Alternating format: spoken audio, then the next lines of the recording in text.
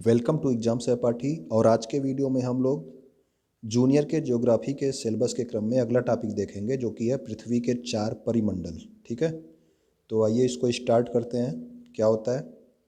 सौर मंडल में पृथ्वी एकमात्र ऐसा ग्रह है जहाँ पर जीवन संभव है। ठीक, क्योंकि यहाँ पर जीवन के लिए आवश्यक तीनों तत्व कौन कौन से? भूमि, जल और वायु उपस्थित हैं।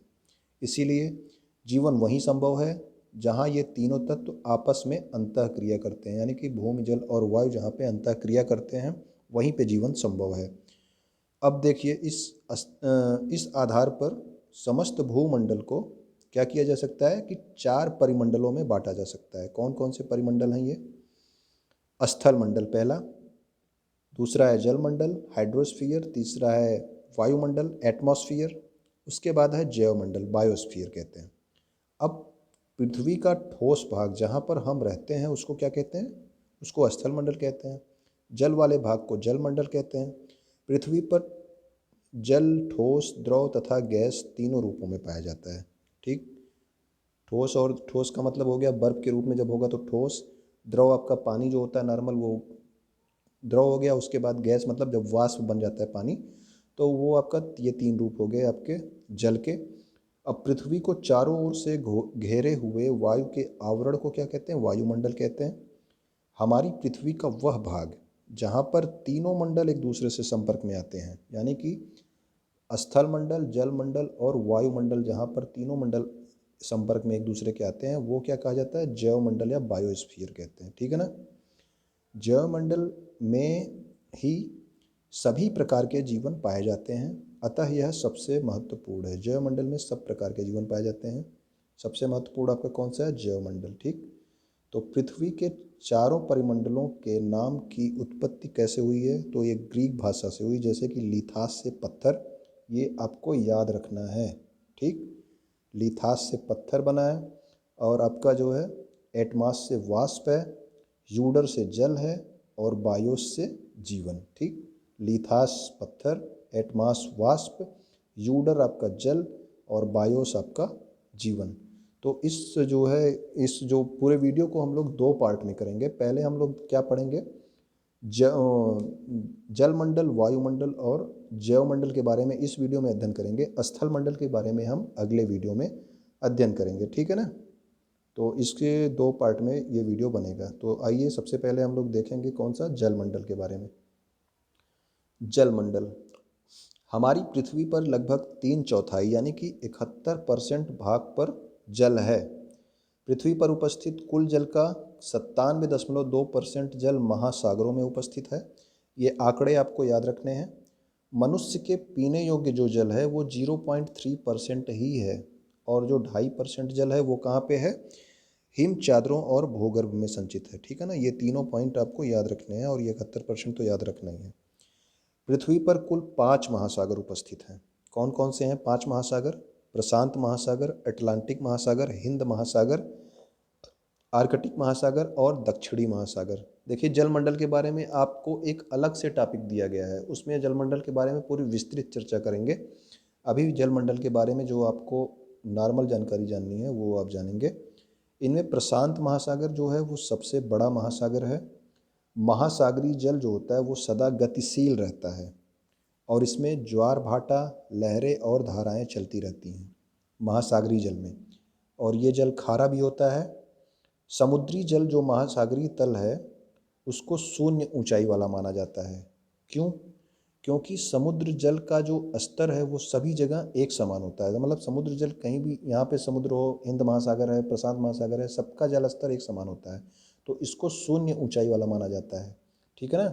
महासागर की गहराई हो अथवा स्थल खंड के पर्वत, पठार या मैदान की ऊंचाई हो, सभी गहराई और ऊंचाइयाँ महासागर तल से मापी जाती हैं। यानी कि अगर जब हम हिमालय की ऊंचाई मापते हैं तो उस जगह के स्थान से नहीं मापते हैं, जबकि बल्कि उसको समुद्री तल से वो कितना ऊंचा है उसको मापते हैं। और जब हम मेरियाना गर्त की गहराई मापते हैं तो उसे भी हम समुद्री तल से मापते हैं। ठीक है ना? या ना कि वहाँ से कि हम कहीं दूसरी जगह रह रहे हैं वहाँ से कितना गहरा है, नहीं, समुद्री तल से इसकी गहराई भी मापी जाती है, पर्वतों की ऊंचाई भी समुद्री तल से मापी जाती है, क्योंकि समुद्री तल जो है हर जगह एक समान होता है, ये पॉइंट याद रखना, ठीक है ना। महासागरीय तल होता है वो शून्य ऊंचाई वाला माना जाता है, ये ध्यान रखना है आपको। हमारी पृथ्वी पर जलीय भाग अधिक है, इसीलिए इसको नीला ग्रह कहते हैं, ये तो आप जानते ही होंगे। अब देखते हैं जल चक्र क्या होता है, वाटर साइकिल। जल, पृथ्वी पर जल जो है वो 3 रूपों में अभी बताया आपको। ठोस, द्रव का मतलब जल हो गया, ठोस मतलब बर्फ में जो होता है तब ठोस होता है, और गैस वाष्प के रूप में होता है, ठीक। जल चल चक्र का तात्पर्य जल के तीनों रूपों का आपसी परिवर्तन है, यानी कि आपस में एक दूसरे में परिवर्तित होते रहते हैं ये जल के तीनों रूप, इसी को जल चक्र कहते हैं। यह निम्नलिखित प्रक्रिया द्वारा संपन्न होता है। कैसे? पृथ्वी पर जल वाष्पीकरण द्वारा वायुमंडल में पहुंचता है, यानी कि सूर्य के प्रकाश से क्या होता है, समुद्र का जल या फिर नदियों का जल वाष्पित हो जाता है, ठीक है ना, ये वायुमंडल में चला जाता है। इस प्रक्रिया द्वारा जल द्रव अवस्था से गैस अवस्था में, यानी कि पहले तो आपका तालाब में पानी था, उसके बाद वो वाष्पित हो गया, गैस अवस्था में परिवर्तित हो गया। अब वायुमंडल में जो जल वाष्प है वो ठंडी होकर पुनः द्रव अवस्था में परिवर्तित हो जाता है, इसे संघनन कहते हैं। संघनन आपको याद रखना है, संघनन क्या होता है, जब जो है जल वाष्प द्रव अवस्था में पुनः परिवर्तित हो जाता है तो उसको संघनन कहा जाता है। संघनित जो जल होता है वो बादल, कोहरा और ओस के रूप में पाया जाता है। जो ये ओस पड़ता है, कोहरा पड़ता है और जो बादल जो होते हैं वो सब संघनित जल होते हैं, तभी जब बादल आते हैं तभी बरसात होती है, ठीक है ना। अब देखिए, संघनित जल की बूंदों के पर्याप्त भारी हो जाने पर यह वर्षण के रूप में पुनः पृथ्वी पर आ जाता है, ठीक है ना, वर्षा हो जाती है जब भारी हो जाता है तो। अब वर्षण कई रूपों में होता है, जैसे कि वर्षा होती है, फुहार पड़ती है, ओला और हिमपात जो पड़ती है वो भी आपका जो है जल ही है, ठीक है ना। वाष्पीकरण, संघनन एवं वर्षण की प्रक्रिया लगातार चलती रहती है, यानी कि जल का वाष्पीकरण हुआ, जल जो है वाष्प के रूप में ऊपर गया, वहाँ पे संघनित होके क्या हो गया, बादल बन गया, फिर बादल के बाद वो वर्षा के रूप में फिर नीचे आ गया। इस प्रकार जल चक्र लगातार सतत चलने वाली प्रक्रिया है। यानी कि देखिए यहाँ पे, यहाँ से ये सूर्य के प्रकाश से वाष्पित हुआ, बादल बन गया, बादल जो है भारी हो गया, उसके बाद फिर वर्षा हो गई, पानी के रूप में फिर आ गया है यहाँ पे, ठीक। तो जल चक्र है, इसी तरह से ये जल चक्र चलता रहता है। अब देखेंगे हम वायुमंडल का। पृथ्वी के चारों ओर एक आवरण है जिसमें nitrogen, oxygen, carbon dioxide, argon आदि गैसें हैं, ठीक है ना। ये सभी गैसें हमारी पृथ्वी को चारों ओर से घेरे हुए हैं। यह गैसीय आवरण जो आकाश में लगभग 1600 किलोमीटर ऊंचाई तक फैला हुआ है, और पृथ्वी के साथ साथ बराबर घूमता रहता है, इसी को क्या कहते हैं, वायुमंडल कहते हैं। वायुमंडल को उसकी विशेषताओं के आधार पर विभिन्न परतों में बांटा गया है। देखिए, जिस तरह से जलमंडल का टॉपिक हमको अलग से पढ़ना है, उसी तरह से हमें वायुमंडल का टॉपिक भी अलग से पढ़ना है, ठीक है ना। तो उस समय जब हम इसको पढ़ाएंगे तो इन सारी परतों के बारे में विस्तृत अध्ययन करेंगे। ये सारी परतें वायुमंडल की परतें हैं, क्षोभ मंडल, समताप मंडल, मध्यमंडल, आयन मंडल और बाह्यमंडल। हमारे सिलेबस में अलग से जल मंडल और वायुमंडल दिया गया है, तो उसको हम फिर से एक नए टॉपिक में पढ़ेंगे बाद में। वायुमंडल का 97% भाग धरातल के निकट है। ऊंचाई बढ़ने के साथ साथ वायु विरल होती जाती है, यानी कि ऊंचा ज़्यादा ऊपर जाने पर वायु वहाँ पे कम हो जाती है, ठीक है ना। और 97% भाग पृथ्वी के आसपास ही है वायुमंडल का। वायुमंडल में मुख्यतः नाइट्रोजन 78%, याद रखना है इसको, ऑक्सीजन 21%, ये भी याद रखना है। अन्य गैसों में कार्बन डाइऑक्साइड, आर्गन आदि मिलाकर कितना है, 1%, यानी कि इन दोनों गैसों के अलावा जो अन्य गैसें हैं वो केवल 1% हैं पूरे वायुमंडल में, ठीक। नाइट्रोजन जीव जंतुओं की वृद्धि के लिए ज़रूरी है और ऑक्सीजन जिंदा रहने के लिए, यानी कि ऑक्सीजन हमारी प्राणवायु है, नाइट्रोजन जीव जंतुओं की वृद्धि के लिए, ठीक। अधिकतर लोग ऑक्सीजन मार देते हैं, जीव जंतुओं की वृद्धि के लिए नाइट्रोजन आवश्यक है, याद रखना इसे। अब देखिए अगला पॉइंट क्या है कि बढ़ती ऊंचाई के साथ साथ हवा का जो घनत्व है वो घटता जाता है, ठीक। क्योंकि अभी देखो, इसी कारण जो है हवाओं का जो भार होता है वो कम हो जाता है, मतलब जैसे जैसे ऊंचाई बढ़ेगी, ऊंचाई पर हवाओं का भार जो है वो कम हो जाता है, क्योंकि घनत्व और भार एक दूसरे के समानुपाती होता है। तो जब घनत्व तो आपका घटेगा तो हवा का भार भी कम होगा। यही कारण है कि समुद्री क्षेत्रों पर हवा का घनत्व अधिक होता है और ऊंचाइयों पर हवा का घनत्व कम रहता है। समुद्री क्षेत्रों पर हवा का घनत्व अधिक क्यों है? क्योंकि अभी बताया जा रहा है कि ऊंचाई जब बढ़ेगी तो हवा का घनत्व कम होगा। और अभी कुछ देर पहले आपको बताया था कि समुद्र की जो तल होता है वो हर जगह एक समान ही होता है, मतलब समुद्र तल हर जगह एक बराबर होता है। इसीलिए समुद्री क्षेत्रों पर हवाओं का जो घनत्व है वो अधिक होता है। लेकिन जब धीरे धीरे ऊपर पहाड़ों वहाड़ों पर जाने लगेंगे, ऊपर चढ़ने लगेंगे, तो हवा का घनत्व कम होता जाता है।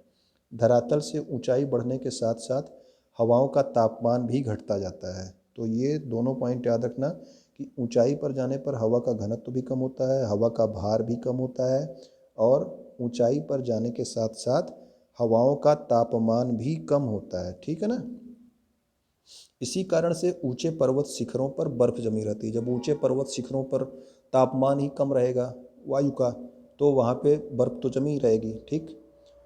ऊंचाई बढ़ने पर हवा का दाब भी कम हो जाता है। यानी कि अब देखिए ऊंचाई बढ़ने पर क्या क्या हो रहा है।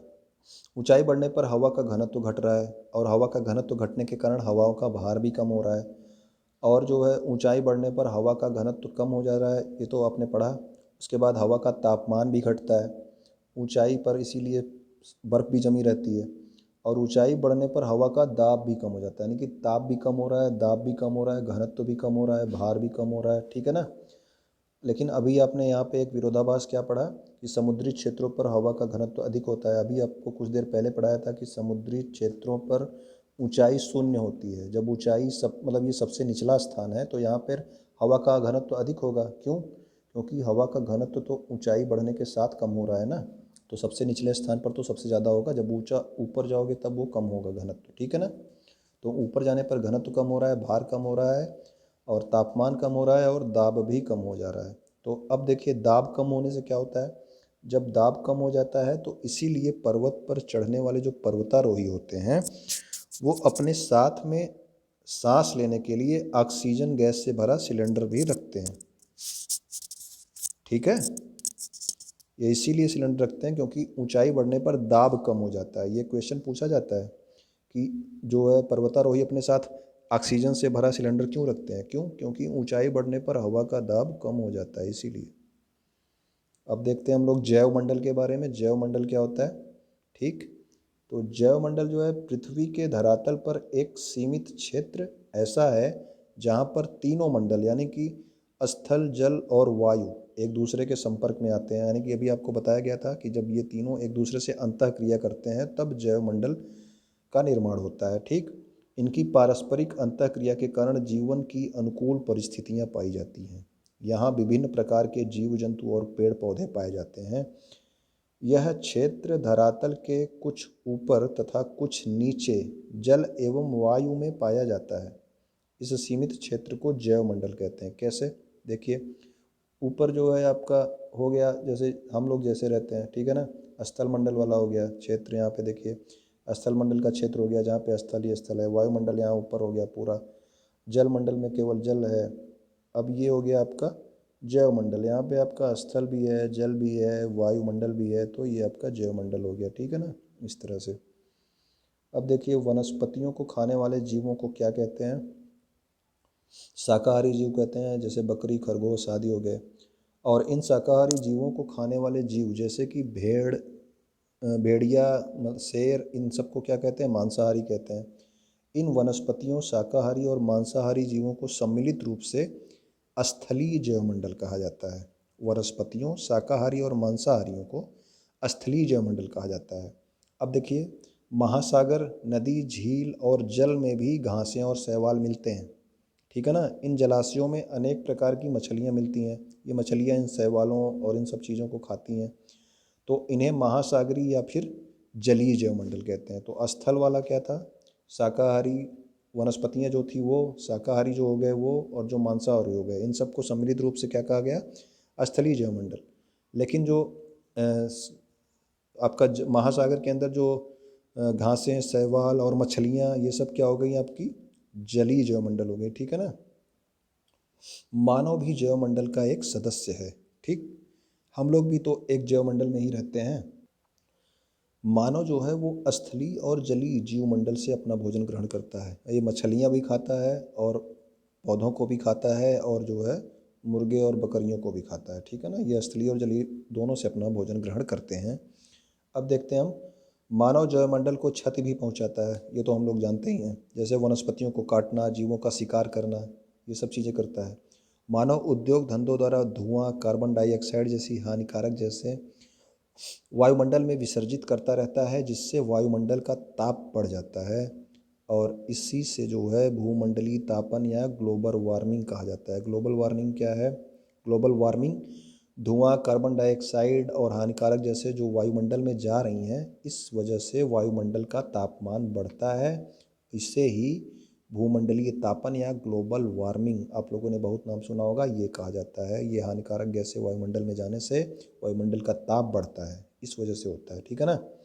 इससे जो मंडल पर दुष्प्रभाव पड़ता है। तो ये आज के टॉपिक में हम लोगों ने स्थल मंडल नहीं पढ़ा, स्थल मंडल अगले वीडियो में पढ़ेंगे। तो ये वीडियो जो है जिसको ज़रूरत हो उसके पास तक आप लोग पहुंचा दीजिएगा। इस टॉपिक को अगले वीडियो में हम लोग कंप्लीट कर लेंगे। वीडियो देखने के लिए आपका बहुत बहुत धन्यवाद, ठीक है। वीडियो को लाइक कर देना अगर पसंद आया हो तो, ठीक। धन्यवाद।